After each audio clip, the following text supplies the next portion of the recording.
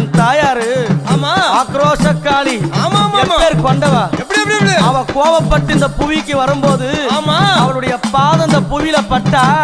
இந்த உலகமே அழிஞ்சிடும்னு சொல்லும் போது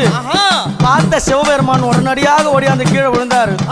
அவளுடைய திருமேனியான பாதம் சிவனுடைய மேல படணும். பட்டோனே அவ கோபம் தெளினு கீழே இருக்கிற கணவனும் தெரிஞ்சு கூட எங்க அம்மா அவ கட்டி நல்ல அம்மா கணவனைய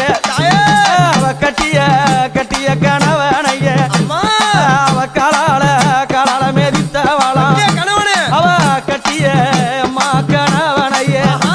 அவ காலால அம்மா மேதித்தவளா அவ புலித்தோளாட காரியா அவ சில வளர்ந்த பூங்காவன